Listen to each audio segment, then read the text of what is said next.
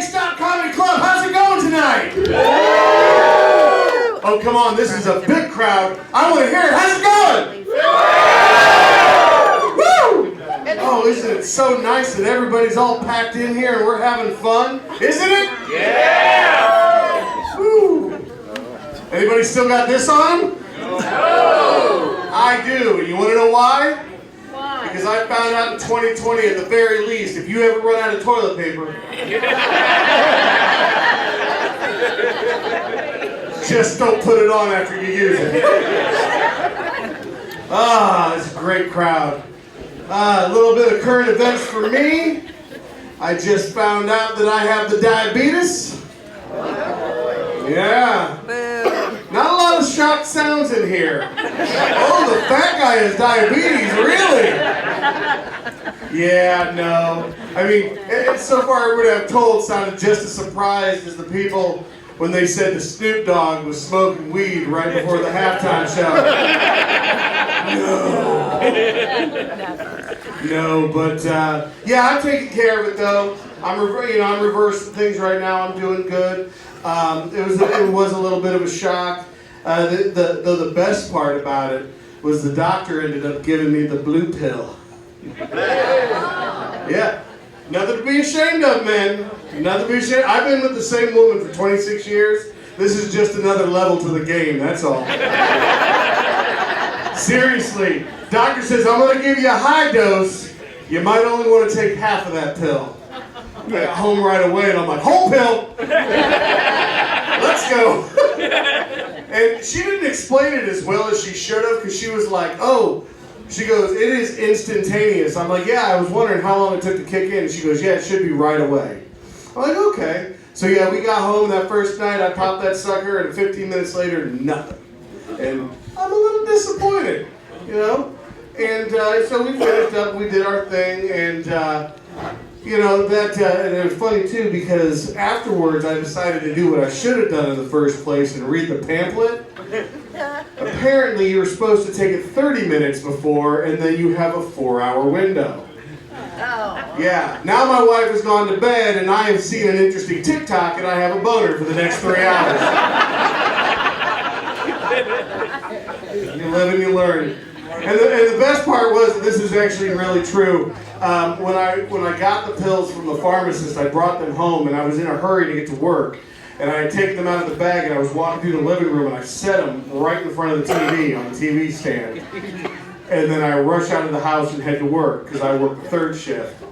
And I come home in the morning and my wife was coming downstairs to wake up our 2 sons who are still in high school. And the bottle's gone. Now I have 3 sons in the house. They're 15, 17, and 23, all within good humping age. But we weren't worried about the boys. We were worried about that dog of ours who once ate an entire bottle of melatonin. And sure as shit, I moved the couch out, and there she was behind the couch with an entire bottle of Viagra with the top chewed off. And surprisingly enough, she did not eat a single pill this time. Because she actually, I'm only guessing, she read the label because she looked at me with a sad look and said, I couldn't do it to you. You've been through enough. But I honestly want to lose weight for the right reasons. Not so much the diabetes, my wife, or my kids, but I just want to see my penis again. Seriously, it's getting dire. I've had to start sending dick pics of myself to myself. This is a hell of a lot easier than climbing up on the toilet after a shower to catch a glimpse in the mirror. I'm going to fall off that bastard one of these days and go time travel.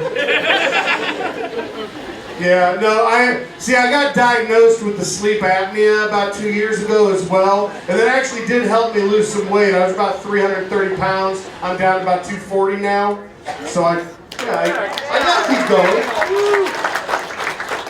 43 years of living really good. Life's slapping me back into the straight line. So, but you know what? Anybody here have sleep apnea? Yeah, I know there's some CPAP bros in there. Yeah. It's not as bad as I thought it was going to be. It does feel like there's a rubber octopus humping my face all night long while I'm trying to sleep. But it makes masturbation way more interesting. If you know what autoerotic asphyxiation is, it's like the opposite of that. We call it apnea-erotic non-asphyxiation because it puts the air back into you. And if that shit doesn't work, I just have my wife wrap the hose around my neck and give a few tugs. I said 26 years, people. And the thing is, when I got the diagnosis, my wife, she's such a sweetheart, she's like, you know what, maybe I can make you feel a little bit better, not so ashamed of this. And I'm like, really? What do you have in mind? She goes, we can do some role playing. I'm like, really? What do you have in mind? Well, that's when we found out that we are not as creative as we thought we were. So far, all we have come up with is she dresses up as a sexy nurse, and I dress up as a coma patient with a ventilator on.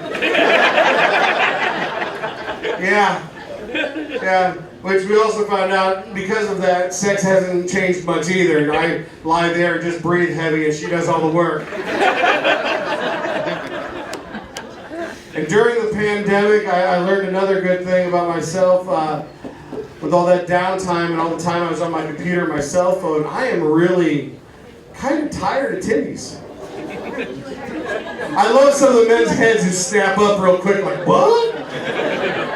Here's the thing, you know, when I was a young man, seeing that first set of boobs was like an adventure. It was something, you know, guys, you know what I mean. Whether it was you find a magazine in the woods or your dad's stash under the bed, something like that. It was great. Now, they're everywhere. I turn on Facebook, I see titties. I turn on TikTok, I see titties. I look in the mirror. I get a text from my mother.